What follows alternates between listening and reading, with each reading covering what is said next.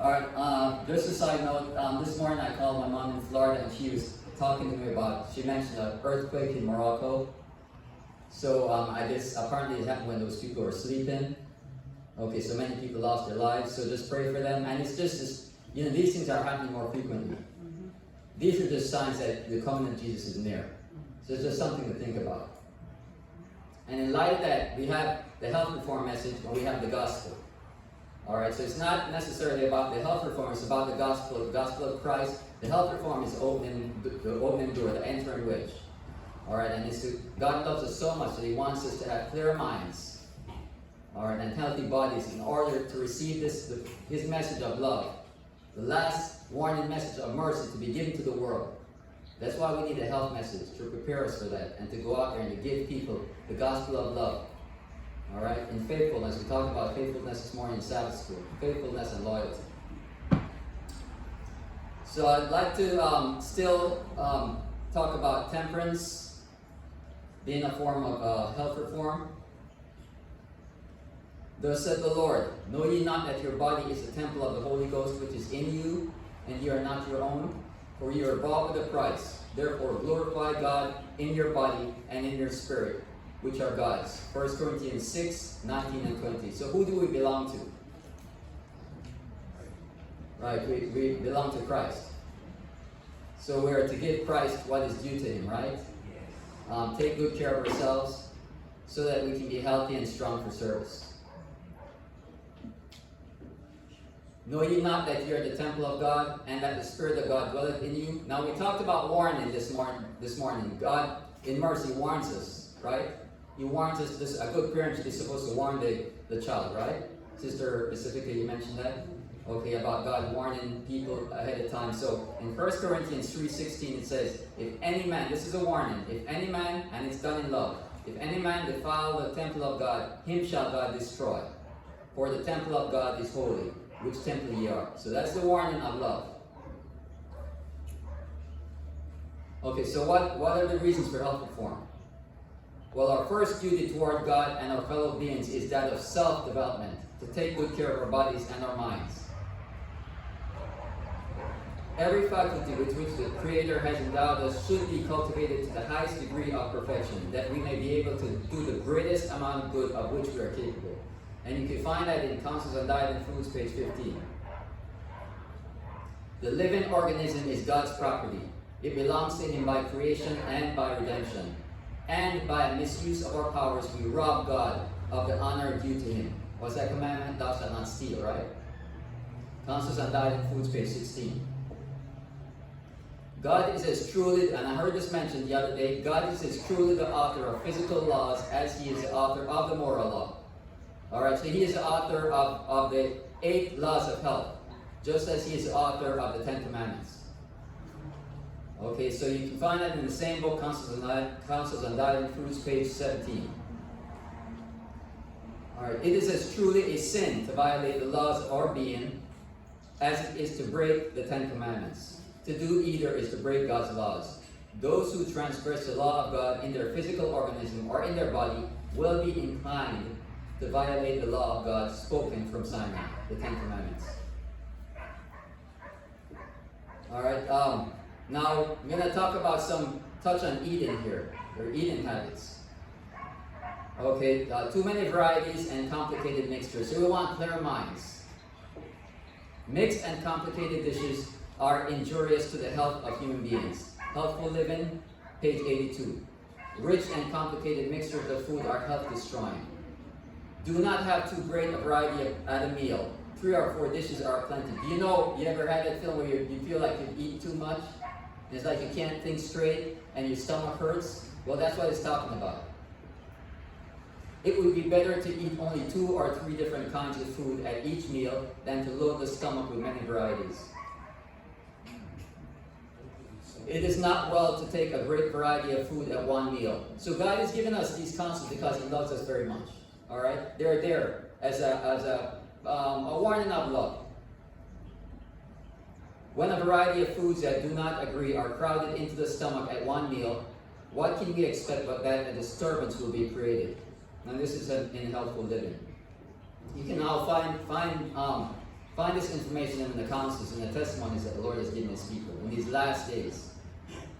Drinking with meals. Food should not be washed down. No drink is needed with meals. Eat slowly and allow the saliva to mingle with the food.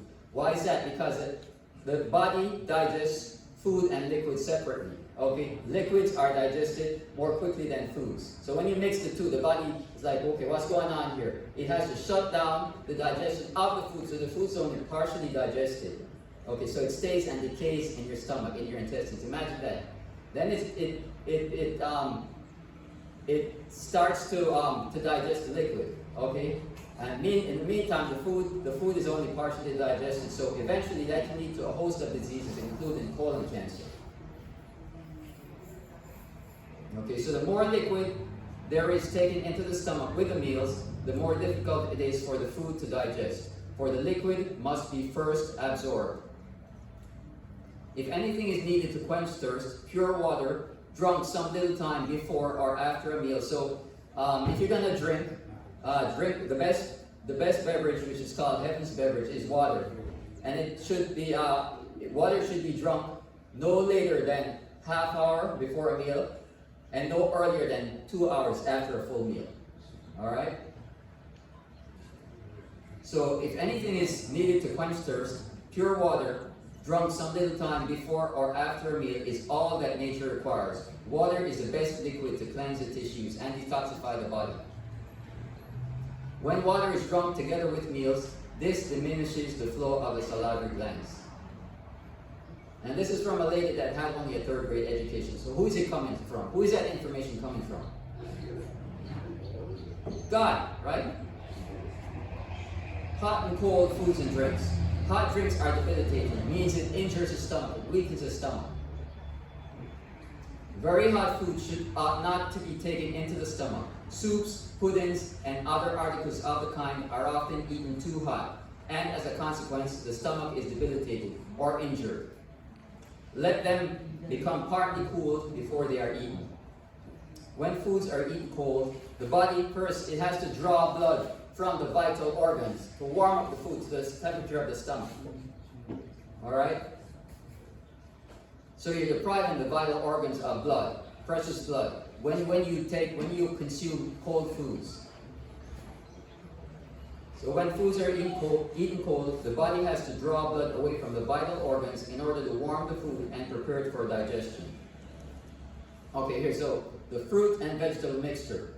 If we would preserve the best health, we should avoid eating vegetable and fruit at the same meal. Now hold on a second. Some fruits are neutral, okay? So you have olives, avocados, and tomatoes. Those are neutral. So those can be eaten with other fruits or with vegetables, alright? So the Bible tells us to study to show thyself approved unto God, a workman that needeth not to be ashamed. So we need to study these things out for ourselves. Alright? If the stomach is feeble, there will be distress and the brain will be confused and unable to put forth mental effort. Have fruit at one meal and vegetables at the next. Okay, you can find this in Healthful Living, page 83, and Ministry of Healing, page 299 and 300. Hasty eating. In order, and many of us have a problem with this, right? We live in a fast-paced society. We're always in a rush. In order to have healthy digestion, food should be eaten slowly. Those who wish to avoid dyspepsia or heartburn or stomach ache or indigestion, and those who realize the obligation to keep all their powers in a condition that would enable them to render the best service to God. The best service to who? So it's all about God, right? Will do well to remember this. If your time to eat is limited, do not bolt your food, but eat less and eat slowly. Do not be hurried, but eat slowly and with cheerfulness, your heart filled with gratitude to God for all his blessings. Eat slowly and allow the saliva to mingle with the food. The benefit you derive from your food does not depend so much on the quantity eaten as on its thorough digestion, nor the gratification of the taste so much on the amount of food swallowed as on the length of time it remains in the stomach, or in the mouth, I should say. So the enjoyment of the food is chewing, okay, is in the chewing, or the chewing time. So you should chew your food as slowly as possible. Let it. You ever heard this saying? Eat your water and drink your food, right?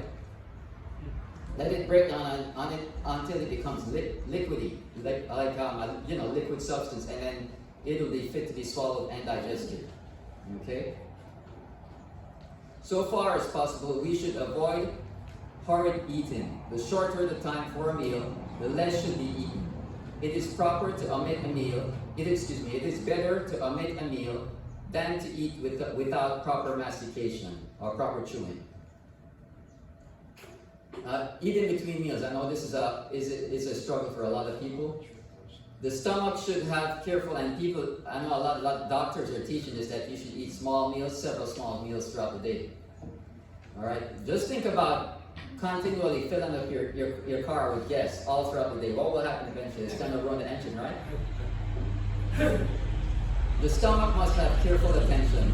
After it has done its work for one meal, do not crowd more work before it has had a chance to rest, and before a sufficient supply of gastric juice is provided. Okay, now this is what it is taught, right? By the councils. We should allow 5 hours in between each meal. 5 hours. 4 hours for the stomach to digest the food, and 1 hour for the body to rest. Okay? And I mentioned that, I gave the analogy of the car. You're not going to fill up your car with gas, right? Put a full tank of gas in the car, then 5 minutes later, go and put some more gas in the car. That wouldn't be smart, right? Right, so it's good to give your stomach 4 hours of rest. Okay, 4 hours to digest the food and 1 hour to rest. So let's say you finish eating breakfast at 7:30. What would be the ideal time to eat lunch? 12:30, right? You take your last bite, chew your last bite, and swallow it at exactly 12:30. At exactly 7:30, so 12:30, right? 5 hours after, right? All right. So the stomach must have careful attention. After it has done its work for one meal, do not crowd more work upon it before it has had a chance to rest, and before a sufficient supply of gastric juice is provided. 5 hours at least should be given between each meal. 4 hours for digestion, like I said before, to take place, and 1 hour for the stomach to rest from its work. A second meal should never be eaten until the stomach has had time to rest from the labor of digesting the previous meal. Regularity in eating should be carefully observed. Nothing should be eaten between meals. No confectionery, nuts, fruits, or food of any kind. Irregularities in eating destroys the healthful tone of the digestive system to the detriment of health and cheerfulness. It is quite a common custom with the people of the world, so we're not the people of the world, right? We're people of God, right? It is quite a common custom with the people of the world to eat 3 times a day, besides eating at irregular intervals between meals. So they're eating 3 full meals plus they're snacking in between meals. And the last meal is usually the most hearty. And I read, as you can find in this book, Proof Positive, that an increase in the frequency of meals increases your risk of developing colon cancer.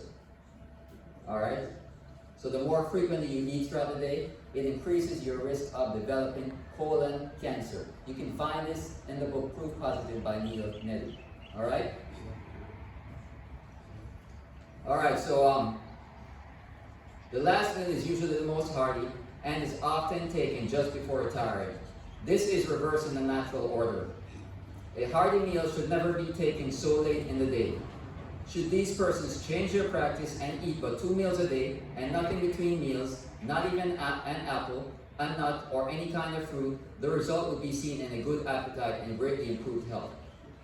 Okay, so most people enjoy better health while eating 2 meals a day than 3.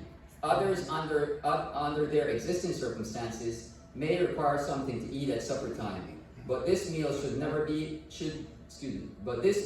be very light. Let no one think himself a criterion for all, that everyone must do exactly as he does. So let me clear something up here with the 2 meals and the third meal. All right, so we're not to go around condemning people. All right, it is not the gospel. All right. Some people may need a third meal because they may be extremely underweight, and they may need that third meal, or they may be out there doing physical manual labor every day, and they're burning up a lot of calories and energy. They need that third meal. But we're talking about someone who's sedentary, who has they're at their ideal weight, they're working in an office every day. They might not require a third meal. Okay. So we're to teach people in love. Okay. And instruct them in love. We're not to go around condemning people. Alright, so if the third meal be eaten at all, it should be very light and several hours before bedtime. Okay, so why is that?